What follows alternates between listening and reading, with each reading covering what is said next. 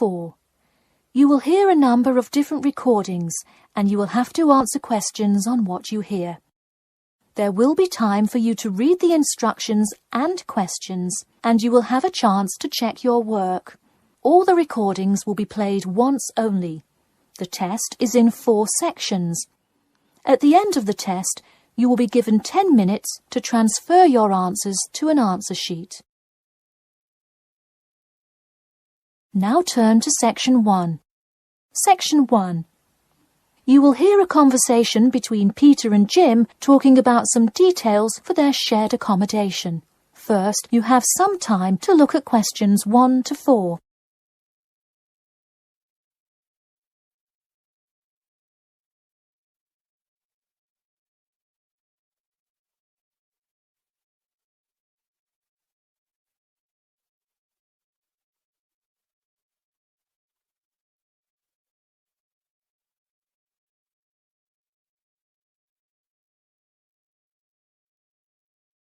You will see that there is an example which has been done for you. On this occasion only, the conversation relating to this will be played first. Hey Jim, it's Peter. Oh hey Peter, what's up? I thought I'd call so we could hammer out the details for next year's lease. Peter says that he wants to hammer out the details for next year's lease with Jim. So, lease has been written in the space. Now we shall begin. You should answer the questions as you listen, because you will not hear the recording a second time. Listen carefully and answer questions 1 to 4. Hey Jim, it's Peter. Oh hey Peter, what's up? I thought I'd call so we could hammer out the details for next year's lease. That's a good idea. Did we ever decide on how to split the total rent? Well, I was thinking, since my room is bigger, I probably should pay a little more. So I could pay £110 and you could pay £80. Does that sound okay? Considering that my old apartment cost me £100 for a smaller room, I'm definitely all right with that. Hey, I was looking at a map of the area and can't seem to find a bus stop near it. Do you know where we would catch the bus? Well, the bus is actually pretty far from us, but we have that garage that we can park our cars in. Wow, that's great. Convenient parking is hard to find, so we're lucky we have that. Okay, so we have a whole lot of things we'll need to buy when we move in. How do you want to split that up? I was wondering, do you still work at the supermarket? Yep, every Tuesday and Saturday.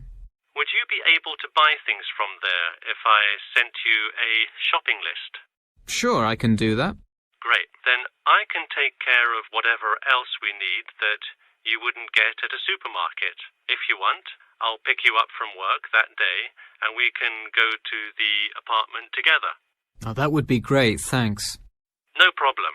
That way we can split the cost of petrol. Works for me. It's so expensive these days, isn't it? It's downright obscene. Before you hear the rest of the conversation, you have some time to look at questions 5 to 10.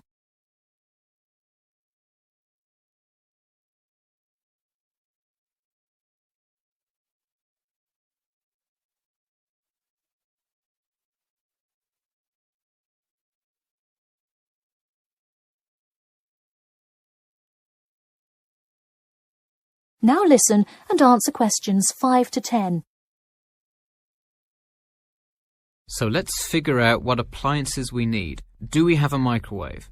Yes, the landlord's providing that for us. Hey, do you still have that space heater, though? We need one for the kitchen since it's not connected to the central heating. All right, I'll bring that. Anything else?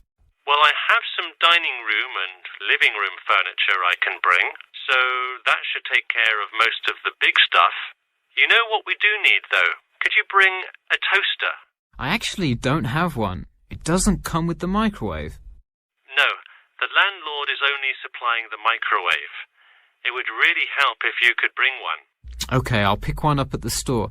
You know, I also have this cool antique rotary phone that would be a cool addition to the apartment, sort of as decoration and utility. Oh, cool. The only thing is, we'd have to put in the kitchen unless you want it in your room. Why not put it in the living room? The living room's too loud to have a phone conversation. The noise sort of carries, so if one person is trying to watch TV or have friends over, the person on the phone won't be able to hear. Okay, well I guess kitchen it is then. Any other big things we need? That seems like everything. That's all I can think of. And of course, move-in is... June the 1st. I can't wait. We'll be able to watch the big game in our new apartment. It's going to be awesome. Yeah, we can move in the morning, and then Friday night we can sit back and cheer on Liverpool. I have an exam in the morning, but we'll be done around 11 a.m. and can move in after. Wait, Liverpool? You're joking, right? I thought you were a Manchester United fan. Man U? No way. Liverpool all the way. Oh no, I don't know if I can live with a Liverpool fan. That is the end of section 1. You now have half a minute to check your answers.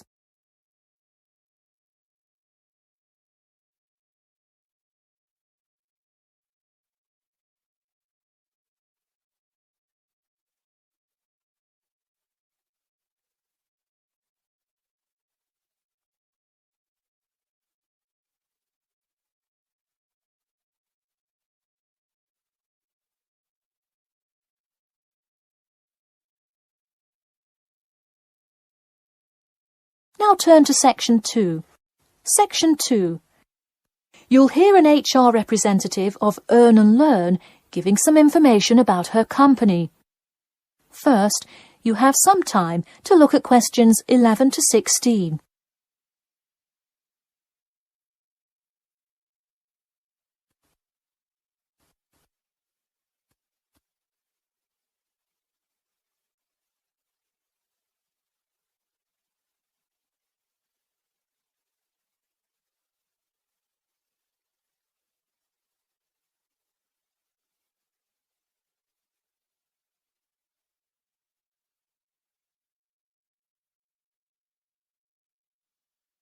Now listen carefully and answer questions 11 to 16. Welcome to all of you. Can everybody see and hear me? Good. I'm Sarah Connor, an HR representative of Earn and Learn. I have been asked today to talk to you about our company. So, for those of you who don't know very much about the company, let me start by giving you some basic information about it. Earn and Learn started nearly 20 years ago.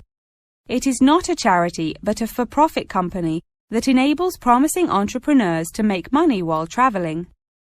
During the past 10 years, it has grown rapidly and has gained great influence in most countries of the world.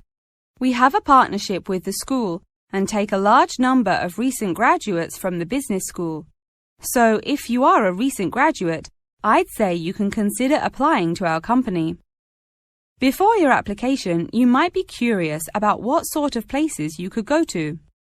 There are 4 main locations, but you also have the freedom to submit a different location, and if they can make the necessary arrangements, you can go. The first country Earn and Learn established locations was the US, where you may choose from multiple locations, as long as you can commit to their more rigid schedule of August to December.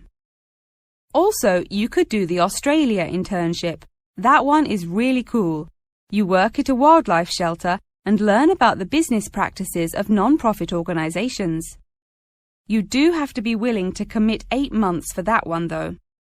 Perhaps that's a long time to be so far away, but I would say it is really an amazing opportunity. I don't know whether some of you are in decent physical shape. If so, the South Africa internship is another exciting one. You learn a lot about sustainable farming, but you would be doing some of the manual labor involved in maintaining a farm. Indeed, it's hard work, but I think you would definitely be able to do it. It may be wise to wait until after their summer is over, so it's not so terribly hot. In addition, there is a most recently established location in India. This one gives you more of a study abroad feel, given that they arrange a host family for you to stay with.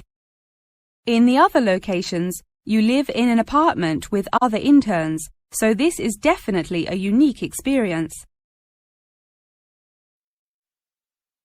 Before you hear the rest of the talk, you have some time to look at questions 17 to 20.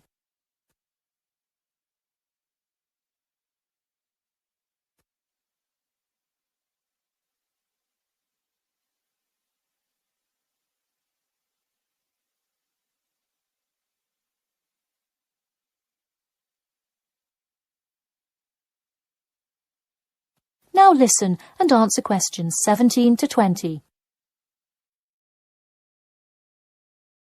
Regardless of where you go, at the end of the program you get a global travelling certificate, as long as you can explain your experience. You can provide a written log of what you did. I recommend writing journal or blog entries about what you do every day, or a weekly summary of each day. Of course, you don't have to write up a formal report or anything like that, and you need to apply for it once you have returned. Some students may want to know whether this is a paid internship. Actually, you have to pay for the flight there yourself. But you have the opportunity to create your own small business, which could earn you money if it's successful. So basically, you pay for it all up front, but when you're there, you can find ways to make money. That is to say, you pay for 2/3 of the cost up front as a deposit, and then give the final installment 1 month prior to your return. Finally, I have to remind you that you need a health check before you go, to make sure you're not going to spread any communicable diseases. In addition, before you go, you don't have to attend any meetings or workshops. You'll meet everyone you'll be working with once you get there. Okay. Well, that's all I've time for today. Thanks for listening, and I'm happy to take any questions if you have them. That is the end of section 2. You now have half a minute to check your answers.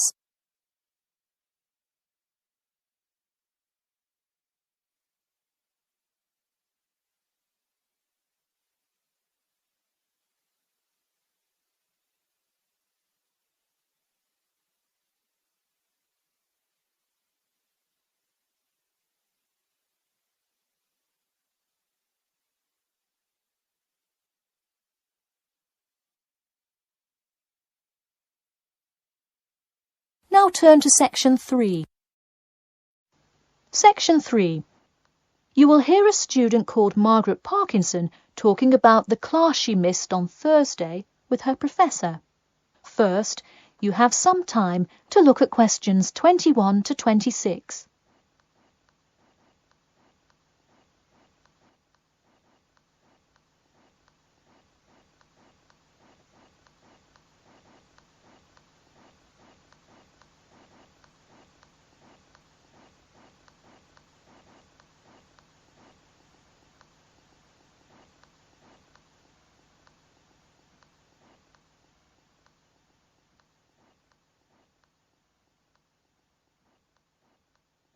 Now, listen carefully and answer questions 21 to 26.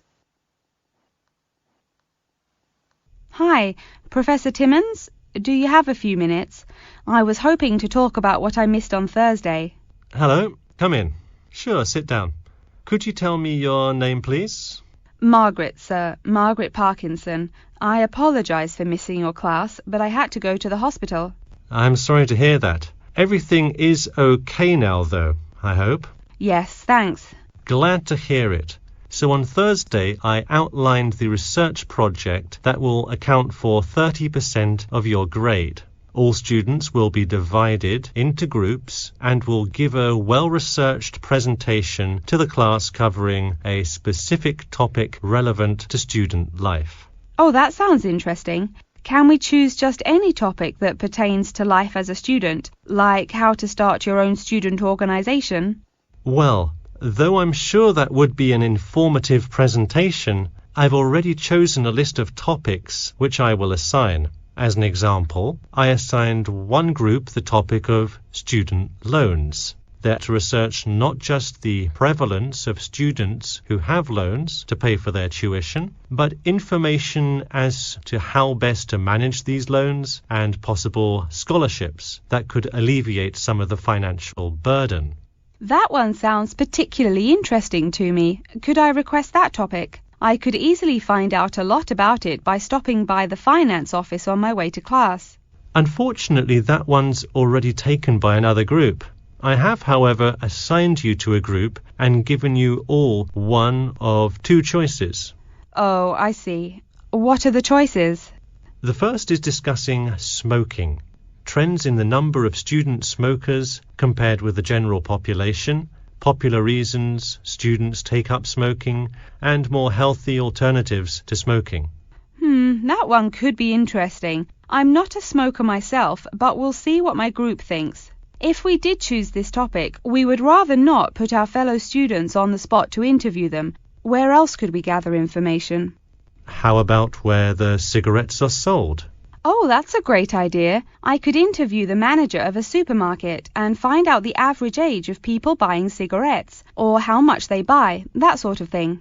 Precisely. Okay, I'll keep that in mind. And what was the other topic? The other topic is the practice of natural medicine. It sounds far more specific than the others, but it is more of an exercise of outlining a career path. If your group chooses this, you would cover the specifics of becoming a doctor of natural medicine, how to become licensed to practice natural medicine, what the career outlook is, etc. You could find much of the information you need on this in the careers office. Wow, that would be really helpful, not just in learning about natural medicine, but in how to approach researching any career path. That's the idea. I want groups to really think outside the box to find information on their topics. They should interview multiple sources. Okay, now I think I have the general idea. Before you hear the rest of the talk, you have some time to look at questions 27 to 30.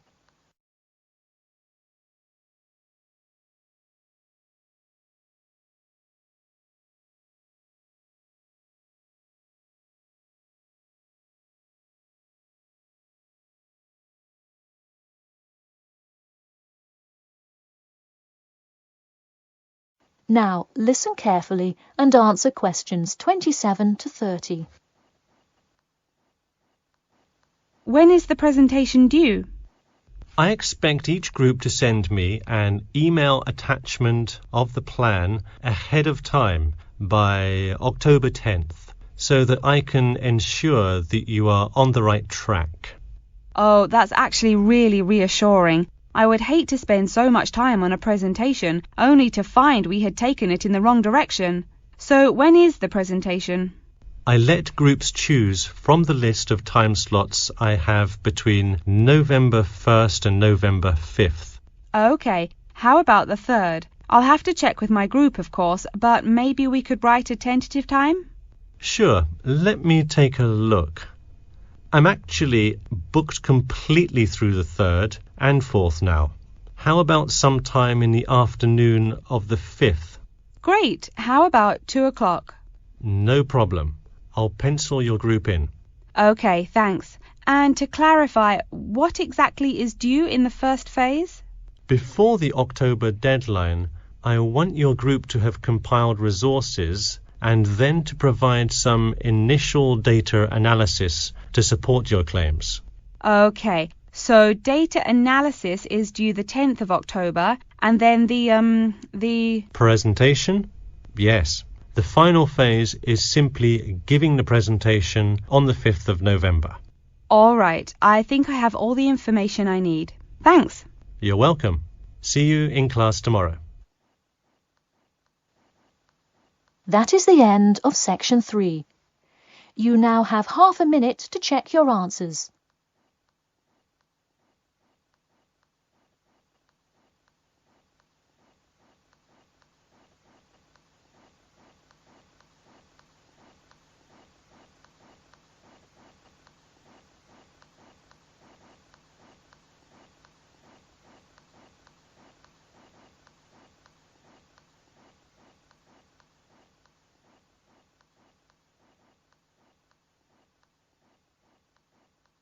now turn to Section 4. Section 4. You will hear an introduction about an eco-friendly building called the Gherkin. First, you have some time to look at questions 31 to 40.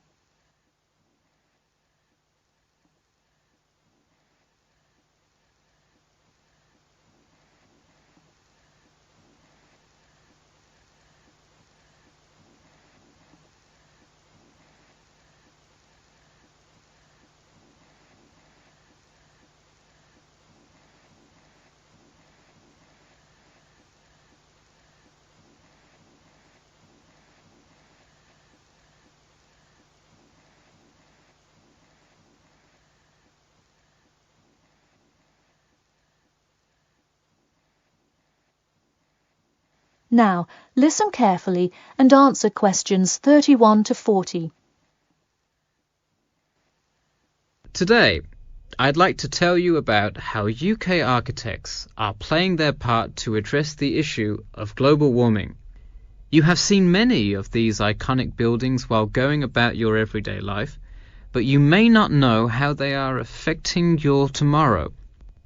In 2003, construction was completed on the famous Swiss rebuilding, or more informally called the Gherkin, a true masterpiece commissioned by the law offices of Foster and Partners. This is not the first ambitious endeavour of the firm. They are renowned for their various philanthropic environmental efforts. The Gherkin, with its cut-and-edge green initiative and sharp design, is gaining recognition as an icon in modern architecture. You can pick it out of the London skyline by its unorthodox cigar shape. While its appearance is the obvious attribute at which to marvel, there is far more to this building than meets the eye. And let's face it, there's a lot about this building that meets the eye. The building helps reduce the city's carbon footprint in a number of ways.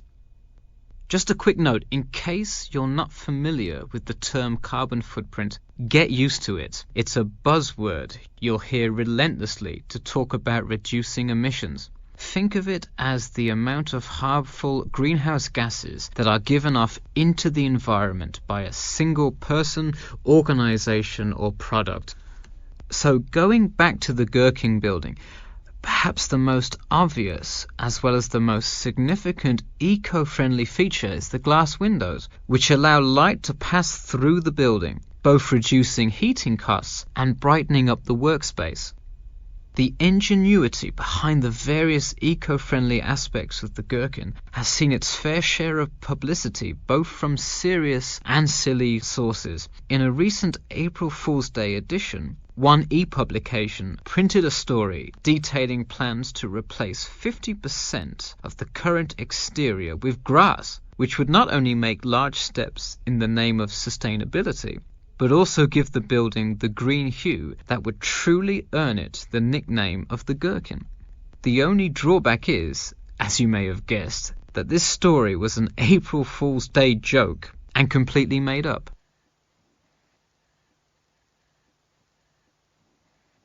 In all seriousness, though, the building is setting a new standard of design that other architects and city planners just cannot ignore. The building's bold and cost-efficient design has won a number of architecture awards, including the Stirling Prize, the London Region Award, and the Empress Skyscraper Award, among others. The design comfortably accommodates a large number of offices, while keeping maintenance and operation costs down, striking a superb balance between nature and the workplace. Nature is well and good, as long as the weather is nice outside. Given London's notoriously bad weather, the architects knew they must devise a quality temperature regulation system, and that they did. A special system designed to reduce the building's reliance on air conditioning was devised that cuts consumption in half compared to standard office buildings. There are atria that link each floor vertically to one another, forming spiraling spaces up the entire building. They serve not just as social common spaces, but also act as the building's lungs, distributing clean air from the opening panels in the facade through the entire building. The building isn't all business though. It has its fair share of fun as well. At the very top, a club room offers a picturesque entertainment spot for company functions, private parties, etc., with a breathtaking panoramic view of the city. The creation of such an innovative structure has many wondering what the future of urban planning and architecture may be. Well, if the other projects currently commissioned by Foster & Partners are any indication, the entire city constructed with similarly eco-friendly buildings is not far in the distance.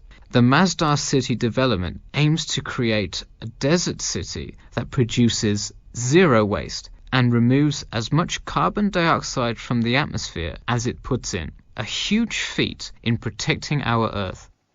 The Gherkin is a truly impressive feat, yet it is not the only one worth noting. Now to move on to another green initiative, I'll tell you about the Eden Foundation building found in Cornwall. That is the end of section 4. You now have half a minute to check your answers.